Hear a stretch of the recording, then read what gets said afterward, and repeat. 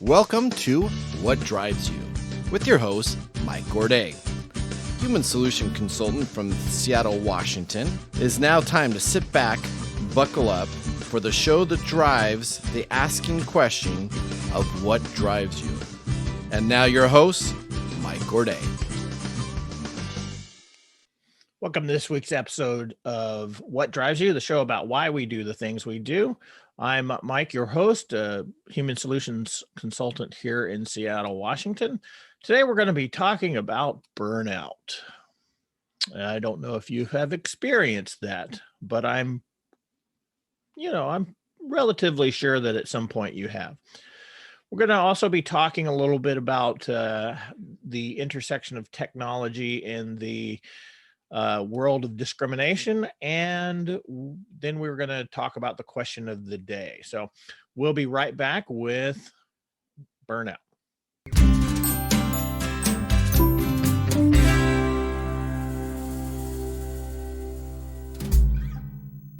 Are you just tired of doing stuff? Are you just exhausted?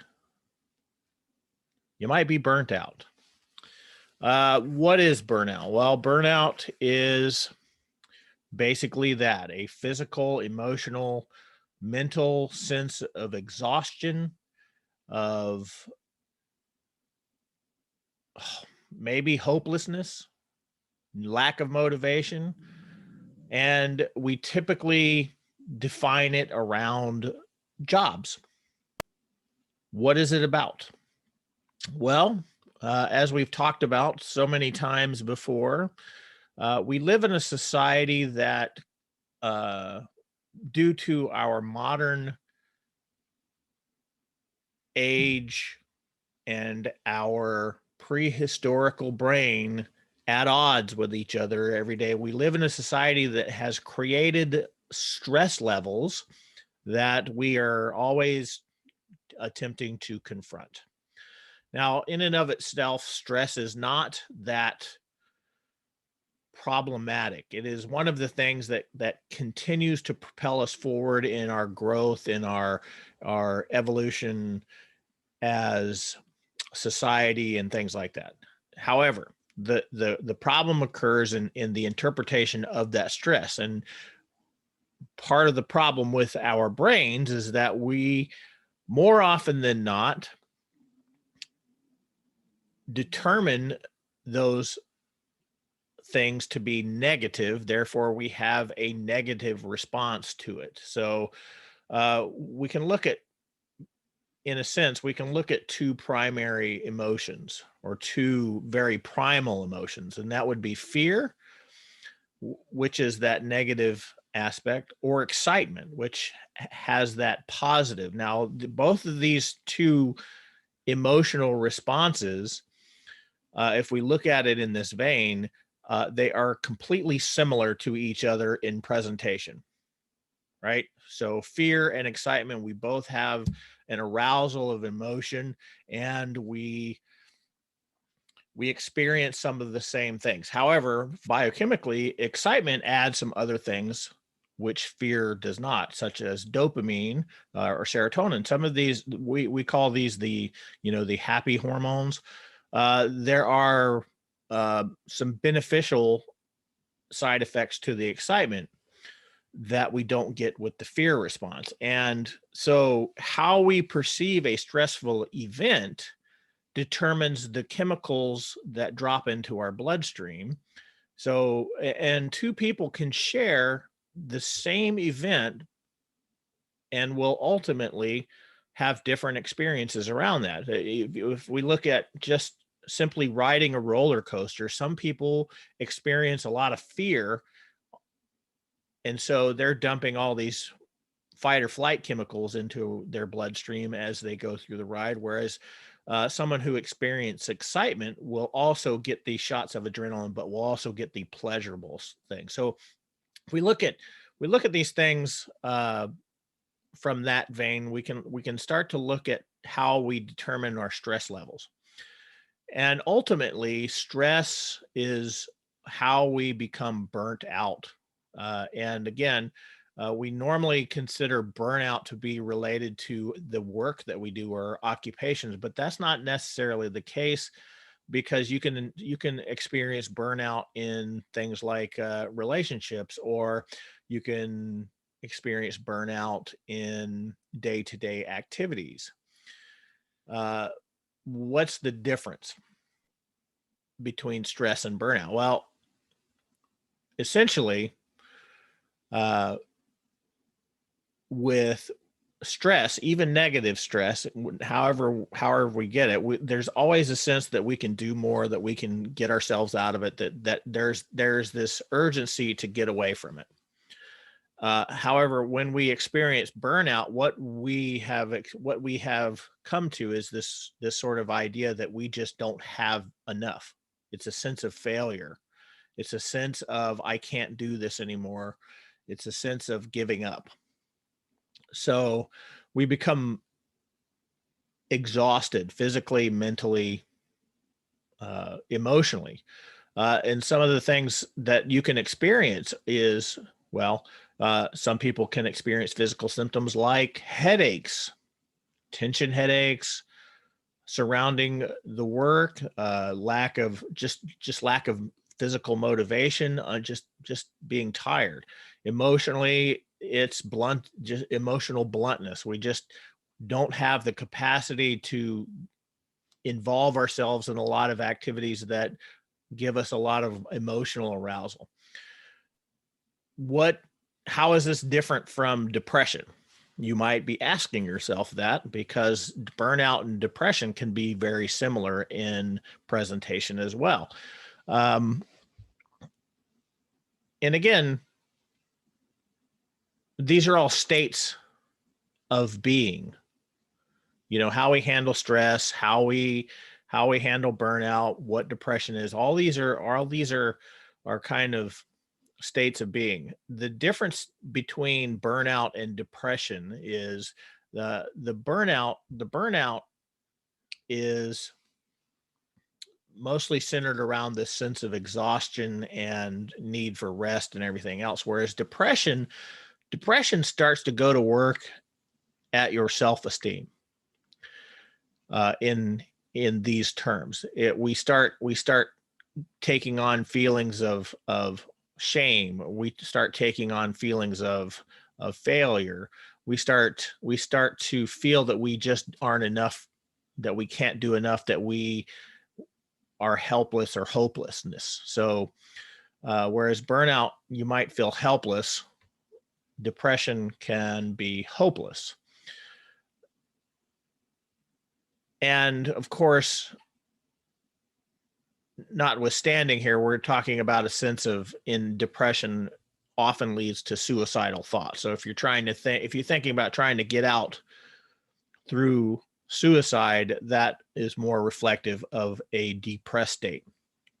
Um, because human behavior is so fluid and so ambiguous and so complex, these things can work in conjunction with each other. Of course, you get a sense of burnout, and that can lead to depression, or you start feeling symptoms of depression, and that leads to burnout. Okay, so try to understand that while we're describing these things in a box, so to speak, they don't exist in boxes. All the things that I talk about are simplifications of things that we put in boxes but don't exist in them. They all intermingle, they all interweave, and that is why human behavior is so difficult to put our fingers on, when we are trying to decipher these messages that we're seeing, that we're getting, that we're feeling, because of all these interweaving stimulus and emotional responses and beliefs and values and all these dynamics that are going to work. It becomes a lot more difficult to sort of understand it. So we simplify these to give you the concept.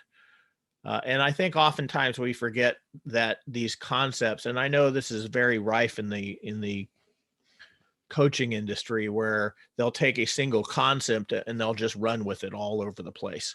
And it becomes the hammer with which to solve all problems. And if you've never heard that saying that if all you have is a hammer, then every problem is a nail, you sort of get that idea. So that's one of the problems with learning only a little bit about human behavior and trying to solve all problems with that, because you will find if you get into the industry of coaching, you will find that there's a lot of people that will answer all of your problems with a single technique or a single concept or something. And you have to sort of be wary about all that, because it's not, even though human behavior can be deceptively simple, it's never simple. It's never easy. It's never quick fix. We just don't operate like that. So that's the difference between burnout. And I'm sure you felt it. You might have felt it. And in the case of the current climate, burnout can happen a lot more, because not only do we have our current work situations, which we have to deal with the normal stress of that current work, but we also have this overarching thing that is going on out there that is increased the level of stress for everybody. It's placing stress on the entire world, because it's something we don't understand. So there is these added levels of stress going on. Whether you believe in what's going on or not, you are still experiencing the stress of what is going on. And so that can lead into burnout more quickly too, especially when we engage those negative thoughts about what's going to happen. Feeling helpless to do anything, feeling hopeless. Anytime we start engaging in all these mindsets, we start to bleed them into all these other aspects of our life. And that's what burnout does. When we're burnt out, we become irritable. We don't have a lot of social, we could withdraw socially, or we start to medicate ourselves again. For instance, during the past year, rates of alcoholism have shot up. Suicide has shot up. All these things are going on. All you have to do is turn on your TV and see the amounts of aggression that is out there in the world to see what is going on. And so what do we do? Well, first off, we need to understand that burnout is not a thing. It doesn't just happen. It's a slippery slope type of situation. It's something that it creeps in because we are engaged in our life such that we try to deal with stress as it comes, and it keeps piling on, and it keeps piling on, and it keeps piling on. And then at some point we just find that threshold, and we can't go any further, and we need to withdraw. And that's where burnout happens. So there are things that we can do prior to that. And then there are things that we can do after that threshold has been met. So if you are on the road to burnout, we've talked about several options that you can have. Caring about yourself, doing things that's good for you. Now, one of the overarching concepts of this is boundaries. And if you're not sure what boundaries are basically preferences that we have that we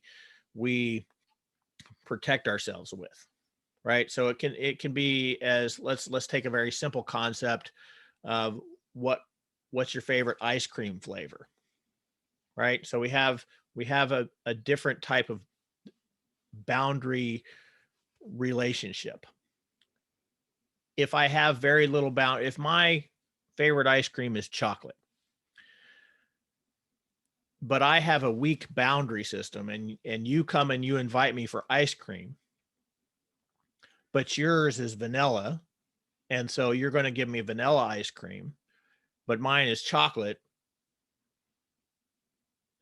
and I don't like vanilla, but I engage in the eating of the vanilla. That would be considered a weak boundary, because I am constantly doing things that make me that I don't like. Or, and again, stick with me here, because it sounds like I'm going somewhere, and I may not be going where you think I'm going. So here I am, and I'm doing things that I feel uncomfortable with all the time because I feel pressured to do so. And if we look at this in another concept, this is what a people pleaser does. They're always saying yes to everything. So if the boss demands something, they're going to say yes. If their coworkers demand things, they're going to say yes. So everybody is feeding them vanilla or bubble gum or Rocky Road or whatever, and they're not getting the chocolate because they're self-sacrificing that chocolate. Now, on the other part of that spectrum is the boundary that is hard, the hard boundary, where everybody wants us to have ice cream and we refuse because we like chocolate. Right? So we have over here, we're never eating chocolate and we're always eating chocolate. And these are the boundaries of, well, these are the boundaries of your boundaries, right? So this one over here is extreme. This would be extreme selfishness. I'm only going to eat chocolate ice cream because that is what I want. And if we look at that through that other lens, I'm never going to do anything that you ask me to do. I'm going to do everything in my timeline, in my way, things like that. So what do we call that? We call that selfishness, and we call this over here selflessness. And here's what happens. If we have a tendency to be over on the selflessness side of that threshold, which is, again, a social construct that we are often taught through our raisings, through our learning environments, as part of our overall overarching values and beliefs. We're taught to be selfless in many different ways, especially in occupations. Because why? Well, if we're selfless, we often get promoted, right? So what are some ideas of this idea in work? Well, be there before everybody else gets there and leave after everybody else leaves. Work hard, always be working, all these other things. This is the ambition aspect of it, but it also really resembles people pleasing or lack of boundaries. Okay. So we're the yes person. We're always saying yes to whatever. And that creates stress because we're building up a house of cards, because we can't do everything that we're being asked to do, but we're taking on the challenge anyway. And again, if we view that stress as exciting for a while, we're going to have no problem. But at some point we may hit another threshold where it switches from positive to negative, and then we start to feel that pressure, and we start down the road to burnout. So what is it that we do? Well, we start to set the right boundaries. Okay. And these have to be flexible. Your boundaries need some sort of flexibility. I'm not saying certain boundaries don't always need to be, some boundaries need to be hard all the time. But for the most part, boundaries are something that needs some bit of flexibility. So you were able to take on projects that maybe you don't have the time for, but because it's important, not only to you, but to somebody else, or it's for the greater good, or however you want to look at it, that yes, you would take that. But at the same time, you have to be able to look at things a little bit more strategically and understand that you just can't do everything. So certain things need priorities, and you can say no to those. So when we talk about work environments, we're talking about delegating, saying no when it's necessary, prioritizing properly, and these sorts of things. When it comes to other things like self-care, which I I don't like that term, but um, caring about yourself means that you're going to do things that make yourself healthy before you can do things for other people. And the concept that I typically use is selflessness through self, because it's like the analogy of when you're riding an airplane, when they talk about the safety measures, when the oxygen masks fall down, you have to put the oxygen mask on yourself before you help somebody else. That's the concept of selflessness through self. And again, the boundaries around that are, I'm going to take care of myself, and then I'm going to take care of something else or somebody else or whatever it is, the tasks or whatever it is that I need to do. So, and again, this is more difficult than it seems, because there's a lot of different pressures to do things that need a near constant awareness of where your boundaries are in those minutes, in those moments, especially if you tend to have weak boundaries. If you're a person that has weaker boundaries, it's a lot harder to define boundaries and then maintain them, because people already know that you are the yes person, and they're going to expect it, and they're going to give you pushback. From the other end of the scale, if you're that person that always says no, it's a lot easier, because most people probably aren't going to, at least the most people that know you, aren't going to ask you to do anything. But if you do break out of that, you're going to be rewarded. So there's going to be some reward. So you're not going to get the negative pushback that you get from trying to establish and maintain boundaries that you do from having severe boundaries and loosening those up. Does that make any sense? So that's how we sort of look at post-threshold and pre-threshold burnout, right? We're trying to understand, we're trying to make sure that we're not stressing ourselves out much. Now, if we have made it past that threshold and we are in burnout, what do we do? Well, we're going to have to withdraw and rest. That's one of the first things that we need to do. We can't, when we are physically exhausted, pushing ourselves does not help. Okay. And I'm going to sideline that just for, I'm going to go off on a little bit of a tangent here, because there's a difference between pushing through a perceived exhaustion and trying to push through real exhaustion. We have mental blocks, and this is coming from all the years that I taught and practiced martial arts. And you see this in endurance runners and people who are constantly pushing their boundaries, right? We have mental ideas of where our exhaustion limits are, and we come up against that, and our brain says, okay, we need to withdraw. There are times where we can push through that, and we can defeat that mental block and move beyond, and we get a sense of energy. Okay. If you are a runner, you are probably familiar with the idea of hitting the wall and pushing past it. Okay.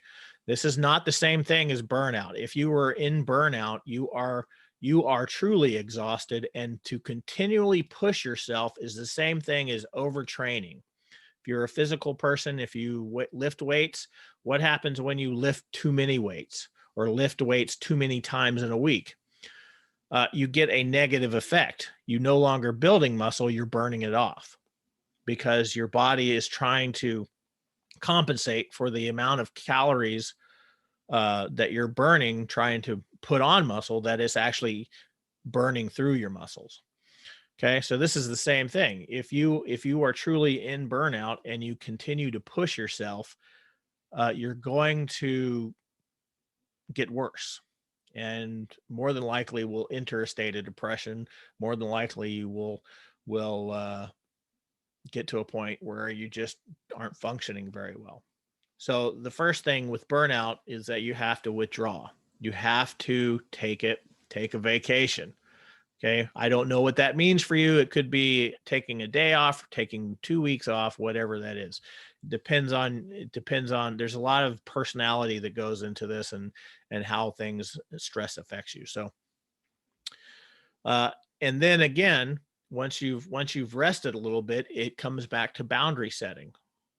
It has to come back. So boundaries are a very important key to these functions of state. And that's a whole conversation. We can talk forever on the idea of boundaries and how to set them and how to keep them. The general terms that we use nowadays is asserting yourself, becoming assertive. Okay, so you set a boundary and then you assert your will on that. Now, one of the key things that I find that people often confuse about boundaries is they're setting boundaries for other people. That's not the case. You're not setting boundaries for other people because, you get a lot of folks that are saying, well, I set a boundary on this person and they keep violating it. Well, yeah, they're more than likely going to try and violate your boundaries, especially if you let them previously, because we've trained them to do that. Okay. And I know that may be an interesting concept, but we've trained them to do that. So when we start holding our boundaries, they're going to attempt to violate that boundary. The boundary is for you. Okay. So in this instance, let's say we go back to the ice cream thing. You have a friend that always wants you to eat vanilla. And because you have weak boundaries, you always eat vanilla. And so you said, no, I want chocolate. And they push back. They're like, why would you ever want chocolate? Chocolate is not vanilla. Well, I like chocolate. No, you don't. You always eat vanilla. Well, that's because I've always wanted to please you. So right now I'm going to hold this chocolate. No, you have to have vanilla. Now, the person that's setting that boundary on that other person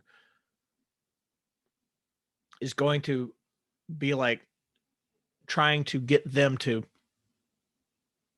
stop pestering them about the vanilla. Whereas the person that is setting the boundary for themselves is going to understand that, okay, I understand that you like vanilla. I understand that I've eaten vanilla and that maybe you thought I love vanilla, but it's not true. I like chocolate and I would like chocolate. And if you continue to try to pressure me into having that vanilla ice cream, I'm no longer going to eat ice cream with you. You see the difference? It's about what you are going to do if that person continues trying to violate the boundary. Setting boundaries is not about trying to control other people. Setting boundaries is controlling yourself about how other people treat you. Okay? Because you cannot control other people. You can tell them and hope that they will respect your boundaries, but you cannot expect them to. All you can do is understand how you're going to respond to them not respecting your boundaries. Okay? Distinct difference. Again, none of this is easy. Burnout happens to us all. At some point, we all feel mentally, emotionally, physically exhausted around, generally speaking, our work. And we typically use that as the marker for burnout because we spend a third of our lives or more in our occupational roles. So if you have any questions about that, let me know. Those are very significant right now. There's a lot of burnout going on. Again, it's an after effect of the climate we're existing in. We're trying to juggle all these things. So burnout is more common now than it has been in the past years. If you have questions about boundaries, hit me up. Right now, we're going to take a quick break. We'll be right back. We're going to talk about how technology becomes discriminatory. We'll be right back.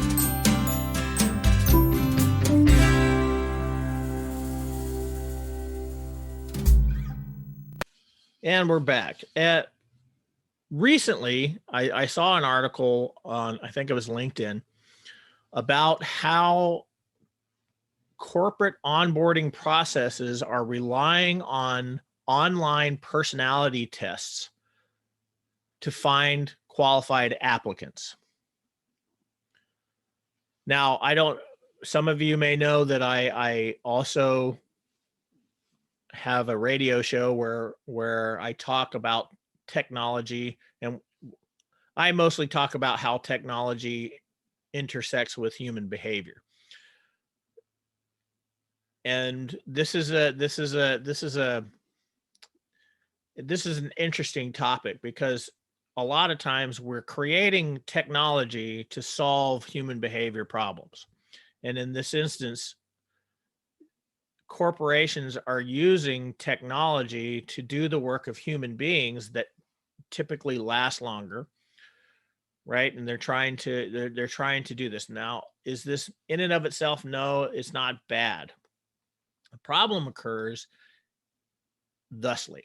Okay, so a lot of times when you're using an online AI system to do the initial recruitment, if you will, there are some problems. So the article that I was reading was specifically about online personality profiles. So now we're judging a person based on their personality. Okay, now in and of itself, this doesn't seem like a huge deal. If I am applying to be a salesperson and I'm an introvert, the personality of a salesperson may not fit well with the personality that I have. Now, again, there's a problem with this. So you see the problem is, what do we judge an introvert on? And I've talked about this before. A lot of times people confuse introversion with shyness, and that's not necessarily the case. There are a lot of successful introverted salespeople. So if you're using an AI designed to find extroverted people for your sales jobs, you are discriminating against a wide range of people who are introverted. And this is inherently the problem that people are experiencing. Now, the second point here, and this was the main point of the article that I was reading, and this is what happens in my day work, where I work with persons with disabilities, is that these systems often discriminate against persons with disabilities. And here's how this particular system does that. When you do an online personality profile, or when you do a personality profile, this is what's called a self-report test, meaning it asks you questions about your preferences. Do you feel tired when you do this? Do you like this? Do you do this? Are these things that you experience when this, blah, blah, blah. And a lot of you might have seen this. There are different types of profile tests, which would be like, do you like going to a party where you meet a lot of people, or do you like attending a party where you know a small group of people? That's an extrovert introvert test right there. So it's a question that forces you to choose one over the other. And this is problematic because sometimes, even if you're an introvert and you prefer small groups, sometimes you might like to go and meet new people. But because this test forces you to choose between just two topics, it is deciding what you are based on your choice.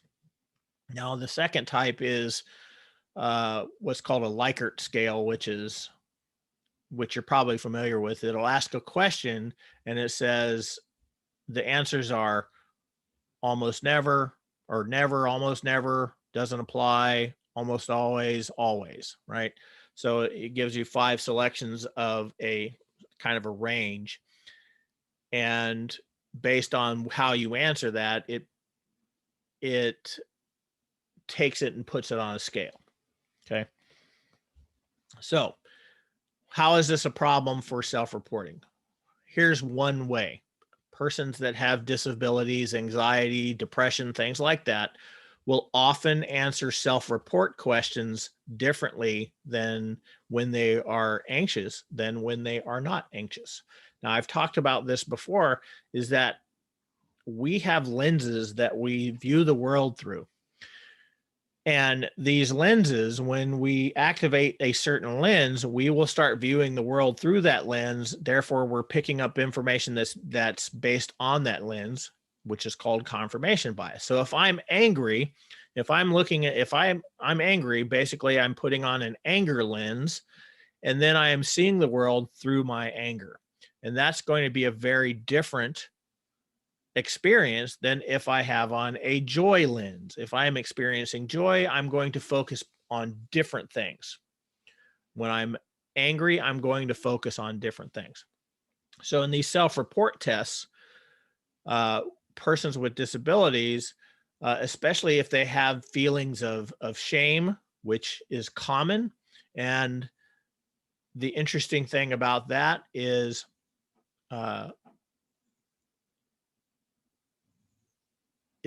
we cause them to do that. Normal people cause that to happen. And I will get to that maybe on another show, but a person with a disability often feels some form of shame surrounding that condition. They also tend to look at things viewed through those lenses. So in a self-report test that says, are you excited to be in this environment or whatever, a person who is depressed is probably going to answer no. And so if you are tracking with me here, when they answer no, if they're trying to get somebody who's excited all the time, this person has self-selected themselves out. It has nothing, absolutely nothing to do with whether or not this person can actually do the job, because it's based on, the question is based on a value judgment. And that's one of the problems with these things. Now, some other types of recruiting software that we're seeing nowadays are facial recognition programs. I've talked about this on the radio show. I don't know if I've talked about this here, but what they do is you basically sit in front of a camera like I am doing now, and there's a computer program that picks out all of my facial movements and places values on them. It tracks them and says, oh, look, he just raised his eyebrows. That means he's surprised. Or he just leaned back in his chair. That is a discomfort gesture. The problem with this is again, we're placing value on something that may not have value at all. And again, this goes into the AI or the algorithms that run that. And here's where the problem comes up, because a lot of times these ways of recruitment are often offered as non-bias. And that's problematic because that's false. Why is that false? Well, firstly, the person who programs the AI is biased. So and this is not necessarily a bad thing. I'm talking about, like, let's talk about facial features. Okay. When my face moves, or when the muscles in my face moves, a lot of people think there's meaning behind it, meaning there's an emotional response. So one way of thinking like this is a very quick idea here is that when my eyebrows go up like this, that is a sign of surprise. Okay. Now, the problem here is that surprise is only contextual, because here's what happens. When we are talking, we do things like this to accentuate the words that are coming out of our mouth. So it is not necessarily a sign of surprise, but someone who has very little knowledge of what this is, like say a computer program that is mathematically trying to translate this information into an algorithm for the AI, may not understand the subtleties or the nuances of a facial movement. They may just say, anytime the eyebrows raise, that's surprise. So when the computer translates that and spits out its results, it says this person was surprised this amount of time, which the secondary bias comes in is the person that is interpreting that report. If there is a person that's interpreting the report. Now, the problem that this article is pointing out, and this is one of the problematic things about this thing, is that the computer sifts through potential workers, uses the algorithms, and rejects those, looking for the ones that the programmer has decided is the necessary person. You see how this is a problematic? And this becomes discriminatory. So what I was talking about earlier, the focus of this particular one is that oftentimes, because a person with a disability does not interact the same way as a normal person would with an AI, it automatically rejects that person despite any skills, abilities, or knowledge on the job itself. This is a complex problem, yes, but it is a prevalent problem because, again, while we can look to technology to do a lot of things, here's the thing about computer AI and scanning facial features. The computer can pick up information that the human eye cannot. So it can see when you're starting to tense your muscles, whereas most people can't. Now, does that mean this is a bad thing? Again, that's not necessarily, because the problem with a human person doing all this work, here's the idea, right? The idea is that if I'm a multinational company and I need to hire people, the amount of hours it's going to take to find these people is going to rest solely on a person or a group of people, or if I can make a computer program that's going to make that easier to do, what's the most economical thing to do, right? And this is where we start getting into cognitive dissonance. Do we go for strictly the economic sense, or do we go from the social sense? If we go from the people aspect, the problem here is that people are biased. We're all biased. We can't get away from this. So what we see in an HR system that does not understand this is that we start to see that they are hiring people they like. It may not be based anywhere in the fact that the person knows the job, can do the job, and is excellent at the job. It just means that they're getting hired because they are liked. And that is one of the basics of human behavior that I've talked about before. Similar is safe. So the more similar you are to the person that's interviewing you, the more likely you're going to get that job, regardless of any other thing. So what you start to see is homogeneous groups within these settings, these environmental settings, which then becomes very exclusive. And you got a lot of clones running around doing the same thing. And as I said in our last episode, this is not something that we can get away from. It doesn't matter how inclusive we're going to get. we're defining the parameters of the people that we want in a group, and then we're looking for those people.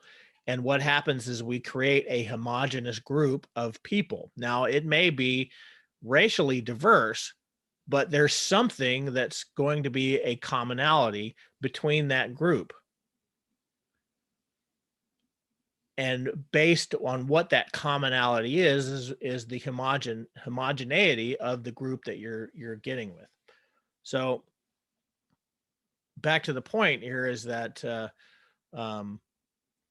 we have this group over here that is the human, the all human concept, which is biased. And so we're taking this, and one of the big things about this whole non-biased business of the computer program is that it's showing that it's increasing inclusive practices. Okay, that's the justification it uses. But again, we're seeing a whole new different type of discriminatory practice.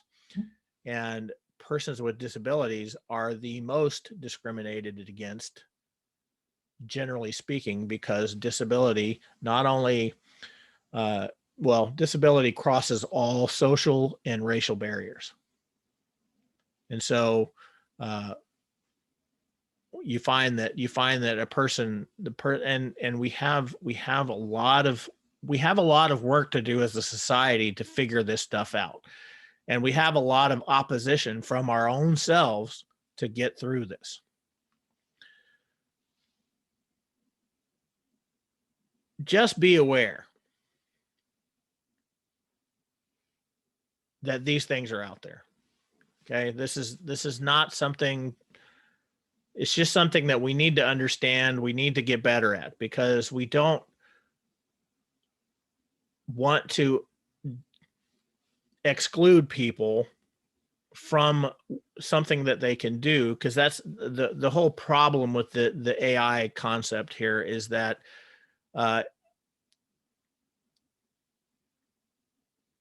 think one of the biggest arguments, in fact, is that the AI gets to decide what the person gets to decide if the person gets to move forward in the hiring process. And like resumes, this is a big one. Resume scanners. The AI is programmed by a person. The keywords are specific.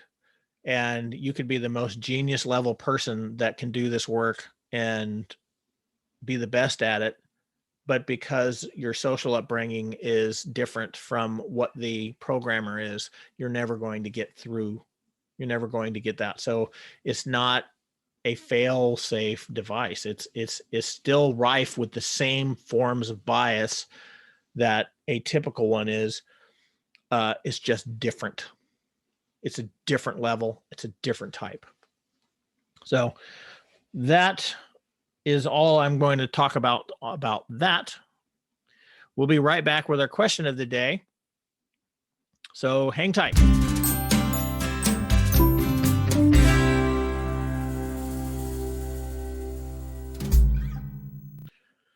Okay, today's question is, why is social media so addictive? That is a great question. Why is social media so addictive? Well, there's two reasons why. Well, there's a lot of reasons why, but let's look at two reasons. First, we're going to talk about the construct of social media. Social media is designed that way. I don't think it was originally designed that way, but what they found is that that's what happens. So they work to keep your attention. And this is not a secret, right? Facebook, LinkedIn, YouTube, Twitter, all these formats, they have a design principle of getting people to communicate with each other, which is a great idea. However, because they are entities among themselves, they also want you to stay on their platform. So they design ways of doing that. What is one of these ways of designing? Well, here the simple answer is the like button. What does that do? Well, that creates a form of acceptance or rejection. That creates a form of social acceptance. Some people that when what happens is when you get a like on something that you post, you get dopamine. You get a pleasure sensation, and that reinforces that behavior. This is very simple behavior modification tools in use, which has created a very complex, very addictive system. Okay. All of these things are designed to keep you on the platform. So one of the ways that they do this is by social acceptance types of activities, which give you reinforcement. Okay. The amount of likes that you get, the emotional responses, whatever, the interconnectivity between other human beings. One of the other things is that we're naturally sort of voyeuristic. So we're curious about what other people are doing. And these platforms give us a safe, anonymous way to view other people's lives.